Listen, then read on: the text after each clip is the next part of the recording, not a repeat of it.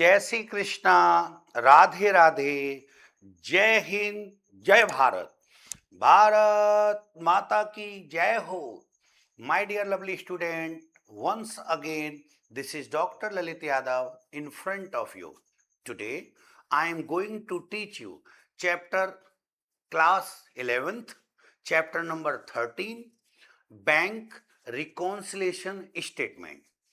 Bank reconciliation statement को short form में हम लोग BRS भी बोलते हैं। चलिए मेरे प्यारे बच्चों, मैं हमेशा टीएस ग्रेवाल जी की बुक से पढ़ाता हूं, तो आप टीएस ग्रेवाल जी की बुक परचेज कर लो, ये बुक सबसे अच्छी है। तो टीएस ग्रेवाल जी की बुक से आज एक प्यारा सा क्वेश्चन कराया रहा हूं, क्वेश्चन नंबर 10। तो लीजिए मेरे प्यारे बच्चों, क्वेश्चन 10 इस प्रकार है। Look at here, question number 10। Question number 10. Look at here. Question 10 इस प्रकार है। Prepare bank reconciliation statement as on 31st March 2026 from the following. First, second point. First, on 31st March 2026, cash book of the firm show the bank balance of 36,000 रुपए debit balance. तो हम जब question को solve करते हैं मेरे प्यारे बच्चों, तो उस वक्त हमें लिखना होता है, देखिए क्वेश्चन कौन सा है बेटा, क्वेश्चन नंबर 10। तो यहां लिखेंगे हम question number 10, question number 10 particular, और जो 31 मार्च 2006, ओके, यहां लिखेंगे debit balance, debit balance as per cash book, debit balance as per cash book आपका दे रखा है 36,000 रुपए। इस लाइन का मतलब हो गया कि व्यापारी का रुपया बैंक में जाए। बेटा हम कौन है, जब भी कैश बुक के अनुसार बैलेंस दे रखा हो तो हम बेटा बन जाते हैं व्यापारी, और हमारा ऑलरेडी बैंक में जमा है। बैलेंस का मतलब क्या होता है, पैसा बैंक में जमा है। तो मैं व्यापारी हूं, मेरे 36,000 रुपए बैंक में जमा है। देखो कभी भी क्वेश्चन करो तो सबसे पहले उसके थोड़े से रूल्स जो हैं वो आपके दिमाग में होने चाहिए। मैंने सबसे पहली वीडियो बनाई है, उसमें आराम से रूल्स समझाए हैं। तो आप इस चैप्टर में जाकर इसके प्लेलिस्ट में आकर वीडियो नंबर फर्स्ट देखेंगे। तो रूल्स, बैंक रिकॉन्सिलिएशन स्टेटमेंट, देखो पहली लाइन ही लिखी है मैंने, 6 रूल हैं इसके अंदर। पहला, debit balance as per cash book या credit balance as per passbook दे रखा हो, तो इन दोनों बातों का मतलब होता है कि it means amount deposit into bank of trader या बिजनेसमैन। तो हमारे क्वेश्चन में क्या दे रखा है बेटा, debit balance as per cash book, तो इसका मतलब हम हमारा रुपया बैंक में जमा है। और कैश बुक के अनुसार जब बात होती तो हम व्यापारी बन जाते। सर अगर इन दोनों बातों का उल्टा हो जाए, मतलब debit balance as per cash book की जगह credit balance as per cash book होता, या credit balance as per passbook की जगह debit balance as per passbook होता, इन मतलब इन दोनों लाइनों का उल्टा होता, तो यहां भी उल्टा हो जाता। It means loan taken by the trader from the bank, यानी बैंक ओवरड्राफ्ट, हमने लोन ले रखा होता बैंक से। फिर क्या रखा है, if the balance as per cash book दे रखा हो तो हमें व्यापारी बन जाना चाहिए। It means we are trader और बिजनेस, हम व्यापारी हैं। और यदि बैलेंस दे रखा होता बेटा, if the balance as per passbook, तो it means we are the bank employ, हम बैंक के वर्कर बन जाते। ठीक है, चलिए फिर ये नियम यूज करेंगे। फर्स्ट ऑफ ऑल आइडेंटिफाई, पहचान करो पहले पहले कि हु वी आर, हम कौन है, ट्रेडर और बैंक एम्प्लॉय। हम ट्रेडर हैं, व्यापारी या बैंक एम्प्लॉय। एंड फिर ये चेक करो, bank deposit, balance deposit into bank और लोन टेकन फ्रॉम बैंक। जब ये तय हो जाए कि हम व्यापारी हैं कि बैंक हैं, तो फिर ये पता करना पड़ता है कि हमारा रुपया बैंक में जमा है कि हमने बैंक से कर्जा ले रखा है। ठीक है, after that we put these two rules, error the rectifying them. फिर हमें 2 नियम लगाने पड़ते हैं गलतियों को, असलियत में चैप्टर को पढ़ने के लिए ये 2 नियम है। कभी भी कोई क्वेश्चन करना है आपको सॉल्व, तो ये 2 नियम लगाओ। पहला नियम क्या है, what we have done earlier, हमने पहले क्या किया था। Now we do just opposite of it, जो हमने पहले किया हो बेटा अब हम उसका उल्टा करेंगे। What we have done earlier, जो हमने पहले किया था, now we do just opposite of it, अब हम उसका उल्टा करेंगे। देख तो रहे, जो हमने पहले किया था अब हम उसका उल्टा करेंगे। दूसरा नियम बेटा क्या है, what have done opposite cider, मतलब अदर पार्टी डन अर्लियर, सामने वाली पार्टी जो हमारे, उसने पहले क्या किया था उसके हम होल्ड करेंगे। कह रखा है now we do same to same of it, अब हम उसका बिल्कुल होल्ड करेंगे, नकल करेंगे। जो सामने वाले पक्षकार ने किया था वैसा हम करेंगे, मतलब नकल। तो मतलब मेरे प्यारे बच्चों, इन दो क्वेश्चन, इन दो मतलब क्वेश्चन को सुधारने के दो नियम पर पूरा चैप्टर सॉल्व होगा। तो अब देखिए पूरे चैप्टर के अंदर, पूरे क्वेश्चन के अंदर मैं ये दोनों नियम लगाने वाला हूं। तो चलिए क्वेश्चन पे दोबारा लौटते हैं। तो जैसे ही बेटा आपने लिखा पहली लाइन कि डेबिट बैलेंस एच पर cash book, the cash book है तो हम कौन बन गए, मैं व्यापारी हूं। अगर मैं व्यापारी हूं तो सामने वाली पार्टी मेरे लिए कौन हो गई बेटा, बैंक। तो मैं व्यापारी हूं। और डेबिट बैलेंस माने होता है बेटा हमारा रुपया जमा है। तो डेबिट बैलेंस, हम व्यापारी हैं, हमारा ऑलरेडी 36,000 रुपये बैंक में जमा है। अब तो देखेंगे बेटा अगर हमने कोई गलती करी होगी, मतलब व्यापारी ने, तो उसका तो उल्टा करेंगे, और सामने वाले ने कोई गलती करी तो उसकी होड़ करेंगे। तो देखते हैं क्वेश्चन के अंदर चल के किसने क्या किया। सेकंड पॉइंट, फर्स्ट पॉइंट तो लिख लिया हमने, चेक्स हैड बीन इशू, हमने चेक काटे। चेक कौन काटता है बेटा, व्यापारी। इशूड 30,000, ऐसा है मैं व्यापारी हूं, मुझे कुछ लोगों को पैसे देने हैं, तो मैंने चेक बुक ली और चेक बुक में से एक चेक भरा और फॉर्मेलिटी पूरी करी, सिग्नेचर वगैरह, मैंने किसी को दे दिया, जाओ पैसे ले आओ। फिर मैंने एक चेक और निकाला, फिर मैंने इशू कर दिया। फिर मैंने चेक निकाला, निकालना बोलते हैं इसको, ड्रॉन करना बोलते हैं, इशू। मैंने किसी को चेक काट के इशू कर दिया, तो मतलब दे दिया कि जाओ पैसे ले आओ। कितने रुपए के दिए बेटा, total 30,000। Out of which cheques of 24,000 रुपए वर प्रेजेंटेड फॉर पेमेंट। अब देखो ध्यान, यहाँ कितनी अच्छी बात हो गई। जिस काम के लिए दिए थे कि मैंने जाओ पैसे ले आओ, बहुत सारे लोग चले गए, 24,000 रुपए ले आए, गलती किसकी रही, ध्यान से सुनना। 30,000 रुपए के चेक दिए थे, मैंने जाओ पैसे ले आओ, उसमें से 24,000 रुपए वाले पैसा लेने पहुंच गए बैंक। तो गलती इनकी नहीं है, गलती उनकी है जो अभी नहीं पहुंचे। तो 6,000 रुपए की गलती है बेटा, आपको 6 ठीक करना पड़ेगा, केवल 6। तो ध्यान से समझो, जब मैंने चेक इशू करे होंगे पहले, तो मेरे मन में क्या होगा, व्यापारी के मन में क्या होगा कि भैया मेरा जो पैसा बैंक में जमा है और मैं चेक इशू कर रहा हूं, ये पैसा लेने पहुंच जाएंगे। तो मैंने अपने हाथ से अपना टोटल थोड़ा सा घटाया होगा, बढ़ाया होगा। भाई मेरा 36,000 रुपए जमा है और मैं चेक काट काट के दे रहा हूँ, जाओ पैसे ले आओ, पैसे ले आओ। तो उस वक्त मैंने चेक दिए होंगे तो मेरे मन में क्या होगा, मेरा टोटल घट जाएगा। तो मैंने अपने हाथ से अपनी बुक में टोटल घटा लिया होगा। और हम जो काम करते हैं बेटा उसका उल्टा। तो अब हम यहाँ लिख देंगे उसका उल्टा, हमने घटाया था अब हम बढ़ाएंगे, लिखेंगे cheques issue, cheques issue but not presented, but not presented, पर वो पैसा लेने पहुंचे ही नहीं। सर कितने रुपए के नहीं पहुंचे बेटा, 30 के दिए थे, उसमें से 24,000 वाले पहुंच गए। गलती उनकी नहीं है, गलती उनकी है जो अभी नहीं पहुंचे, 6,000 रुपए की गलती है। ऐसे हमें देखना पड़ता है बेटा। आगे बढ़े, फिर third point, cheques rupees 8,400, 8,400 were deposited, जमा करे into the bank on 28 March 2028 March 2026 but had not been credited by the bank. अभी तक बैंक ने वो जमा ही नहीं करे।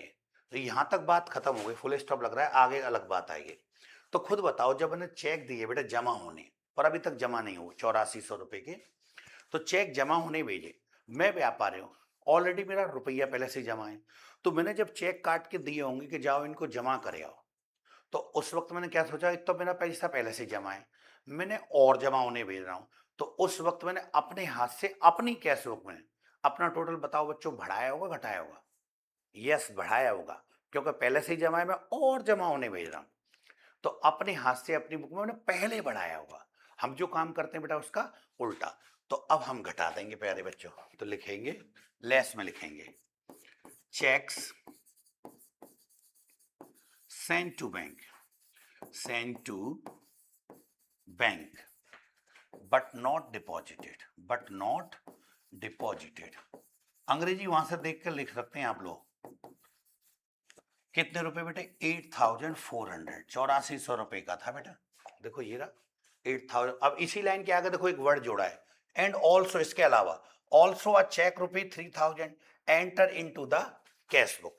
मैंने कैश बुक में लिख लिया 30 तारीख को, 30 मार्च 2026 वॉज बैंक्ड, और जमा करने नहीं भेजा, ऑन 3 अप्रैल को भेजा। देखो अब ये गलती हो गई कि मैंने 30 तारीख 31 तारीख को बना रहा हूं, मुझे 28 तारीख को कहीं से कोई चेक मिला 3,000 का, और मैंने उस 30 तारीख को, सही, और मैंने उसको एंटर कर लिया अपने यहाँ, लिखा, ये सोचा ये पैसा मुझे कहीं से मिला है, और मैंने लिखा पढ़ी कर ली कैश बुक में।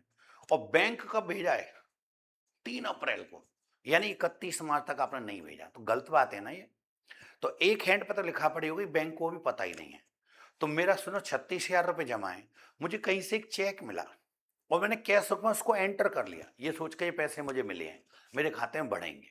अपने यहाँ तो बढ़ा ली नहीं, तो साथ ही साथ तुम्हें बैंक भेजना था, अब भूल गई किसी कारण से। अब आपने कब जमा होने भेजा? 3 अप्रैल को, मतलब 31 मार्च तक नहीं भेजा। नहीं भेजा तो फिर नहीं भेजा। 31 मार्च तक भेजा कि नहीं भेजा? नहीं भेजा। अब 3 अप्रैल को, आज से 3-4 दिन बाद क्या होगा, मुझे क्या सपने आ रहे हैं, भाई हम 31 तारीख को बना रहे हैं, तो 31 तक भेजा कि नहीं? मार्च तक नहीं भेजा। तो अब जब मुझे कहीं से चेक मिला होगा और मैंने कैश बुक में एंटर किया होगा, मतलब ये सोचे होंगे मुझे पैसे मिलेंगे, तो बताओ बच्चे मेरे मन में क्या ही होगी कि 36,000 तो मेरे पहले से जमा है, ये चेक के मुझे 3,000 रुपए मिले, मैंने और बढ़ा लिया होगा अपना टोटल, अपने हाथ से टोटल मैंने बढ़ा लिया होगा और बैंक में जमा होने भेजा ही नहीं। तो हम जो काम करते हैं उसका उल्टा, जब मुझे कहीं से चेक मिला होगा और कैश बुक में एंटर किया होगा तो मैंने अपना टोटल बढ़ाया होगा। और हम जो काम करते हैं बेटा उसका उल्टा, लिख तो रहा है a cheque of ₹3,000 entered in the cash book, cash book में तो लिख दिया ऑन 30 मार्च 2026 को ही वॉज बैंक्ड, जमा करने भेजा 3 अप्रैल को, ये गलती हो गई। तो 3,000 रुपए का जब चेक मैंने कैश बुक में लिखा हो तो हमने बढ़ा लिया होगा, और हम जो काम करते हैं बेटा उसका उल्टा। अब हम घटा देंगे प्यारे बच्चों, तो इसको लेस में ले चलते हैं, लिखेंगे अ चेक रिसीव्ड, रिसीव ही हुआ होगा कहीं से आपको, received and enter in cash book but not send to bank, but not send to bank, उस डेट तक आपने नहीं भेजा, सेंड टू बैंक नहीं भेजा तो नहीं भेजा, हो गई गलती। सर कितने रुपए का है? 3,000 रुपीज, 3,000 रुपए, 3,000 रुपीज। दूर दूर साफ साफ बड़ा बड़ा लिखना सीखिए, ठीक है, 3,000 रुपीज आ गए। चलिए क्वेश्चन पढ़ते हैं प्यारे बच्चों। तो यहां तक हमने सॉल्व कर, अगला पॉइंट है अ चेक,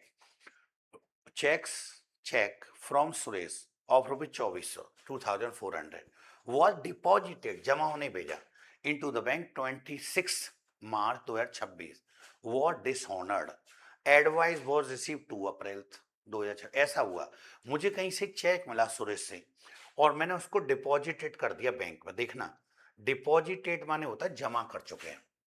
तो देखो हुआ क्या होगा, मुझे सुरेश से चेक मिला, मतलब एक तरह से पैसे मिले, तो जब मुझे पैसे मिले तो मैंने कैश बुक में भी बढ़ा लिए और बैंक में डिपॉजिट किया, बैंक ने भी बढ़ा लिया, उस टाइम बैंक ने भी बढ़ा लिया, दोनों जोश में। लेकिन बैंक ने जब कुछ प्रोसेस करी उसमें, तो बैंक को कुछ कमी बेसी नहीं आ रही चेक में, तो उसने डिसऑनर्ड कर दिया, बैंक ने अपमान कर दिया, पहले वाले काम का उल्टा। ये बात हमको पता नहीं लगी, और लगते लगते फिर लगी भी तो अप्रैल आ गई, 31 मार्च तक पता नहीं लगी, डिसऑनर्ड वाला एरिया नहीं पता लगा। जब चेक मुझे सुरेश से मिला और मैंने डिपॉजिटेड कर दिया, तो जैसे ही मुझे सुरेश से चेक मिला मैंने अपना टोटल बढ़ा लिया, बैंक में जमा होने, बैंक ने भी बढ़ा दिया एक बार, लेकिन बाद में बैंक ने उसको कर दिया डिसऑनर्ड, मतलब बैंक ने घटा दिया। ये बात मुझे पता नहीं लगी, मतलब बाद वाला हिस्सा पता नहीं लगी, आज पता लग रही है, तो जब सही सामने वाले की होड़ करते हैं। बैंक ने डिसऑनर्ड करते समय बैंक ने घटा दिया, तो सामने वाले की होड़ करेंगे, हम भी घटा देंगे, तो डिसऑनर्ड वाले केस में बेटे घटेगा। तो हम लिखेंगे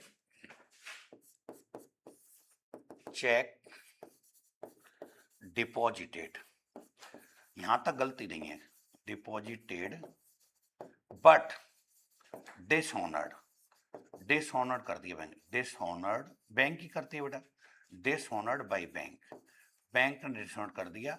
not entering cash book, not enter in cash book. बेटा अंग्रेजी की जिद मत करिए, क्या लिखना है सर, जहां से पढ़ रहे हैं उस लाइन को बस ध्यान रखना है, एड में आनी है लेस में आनी, इंग्लिश थोड़ी ऊपर नीचे लिख दोगे चलेगी, नहीं तो बुक में से लैंग्वेज पढ़ रहे हो उसको लिख दो डिट्टो। कितने रुपए का था चेक बेटा, देख के आते हैं। तो अभी जो हमने ये था चेक ऑफ सुरेश 2,400 रुपये वाला था, डिसऑनर्ड हो गया 2,400 रुपये, तो इसमें भर देंगे 2,400, 2,400 रुपये।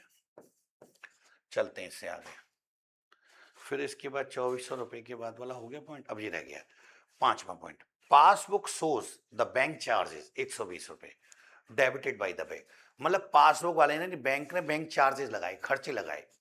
तो बैंक जब कोई खर्चा करती है तो हमारे घर मांगने तो आएगी नहीं पैसे जमा है, तो बैंक ने जब चार्जेस लगाए होंगे तो बैंक ने बताओ बच्चों मेरा टोटल घटाया होगा बढ़ाया होगा? यस। अरे टोटल मेरा जमा है, कुछ खर्चे काटने तो उसमें से घटा देगी, मेरे घर मांगने नहीं आएगी। तो बैंक ने चार्ज लगाए, बैंक ने घटा दिया, हमें ये बात पता नहीं लगी, आज पता लगी। तो सामने वाले की उड़ करते हैं, बैंक ने घटा दिया तो हम भी घटा देंगे। लेस में ले चलते हैं प्यारे बच्चों। तो लिखेंगे bank charges, bank charges by bank, charges by bank not enter in cash book, not enter in cash book. कितने रुपए थे बेटा देख के आना जरा। बैंक चार्जेस जो थे वो 120 रुपए थे, तो लिख देंगे बेटा 120। चलते हैं नेक्स्ट पेज पे।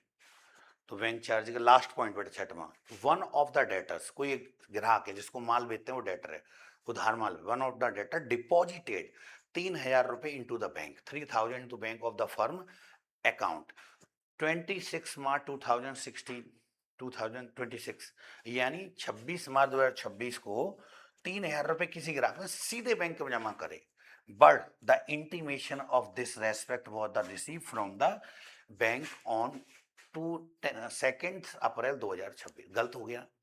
बैंक में किसी कोई ग्राहक है हमारा जिसको हमने उधार माल बेचा है, वो पैसा तो हमें देना चाहता है, पर क्यों काफी दूर बैठा है, हम जैसे मथुरा में रहते हैं, मान लो हमारी कंपनी मथुरा में, और जो पैसा देना चाहता है ग्राहक हमारा वो दिल्ली में बैठा है, बॉम्बे में बैठा है, कोलकाता में बैठा है, चेन्नई में बैठा है, हैदराबाद में बैठा है, बेंगलुरु में बैठा है, और वहां से हमारे मथुरा तक आएगा, निरा किराया भरा, निरा टाइम खराब होगा। तो भारत सरकार ने एक सुविधा दे रखी है कि आप कहीं भी किसी सिटी में हो, एक पर्टिकुलर नंबर दे रखा होता है, बैंक अकाउंट नंबर, इस व्यापारी को इतना सारे बड़े बड़े नंबर होते हैं कि पूरे देश की पॉपुलेशन को एक नंबर अलग से मिल सकता है, 14 डेट के नंबर होते हैं जिसमें करोड़ों अरबों की जनसंख्या सब समा सकती है। तो एक नंबर किसी एक ही को बंदे को मिलेगा। तो बैंक अकाउंट में उसने ग्राहक ने सीधे हमारे बैंक में जमा कर दिए, तो बैंक ने जमा कर लिया, हमें ये बात पता नहीं लगी, लगी भी कब है 2 अप्रैल को, तो मतलब 31 मार्च तक तो पता ही नहीं थी। तो एक हैंड पर कोई काम हो गया, दूसरे हैंड पर काम नहीं हुआ। तो ध्यान से सोचो, किसी ग्राहक ने मेरे बैंक में जब सीधा जमा किया होगा पहले, तो बैंक ने बताओ मेरा टोटल और बढ़ाया होगा घटाया होगा?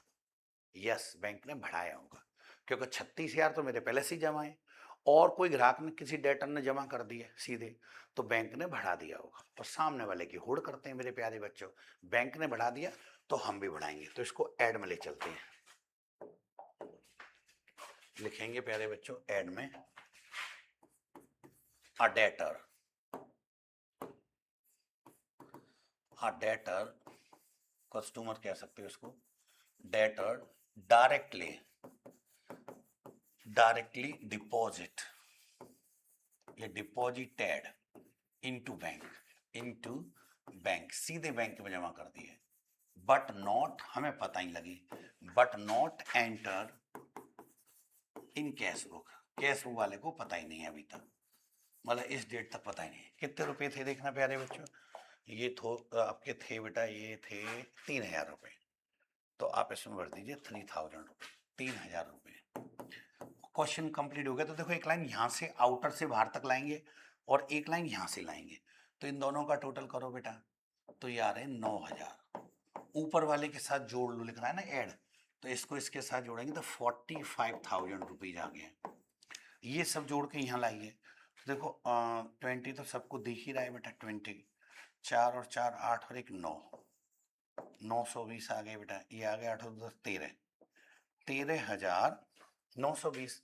ऊपर वाले से इसको लेस कर दो, लिखना है ना, लेस कर दीजिए इसको, ऊपर वाले से इसको लेस कर दो, देखिए जीरो ये आएंगे लगभग 80 रुपए, 80, 45 ये रह गए 4, ये आ गया 1, यहाँ रह गए आपके 3, 31,080 रुपए, 31,080 रुपीज।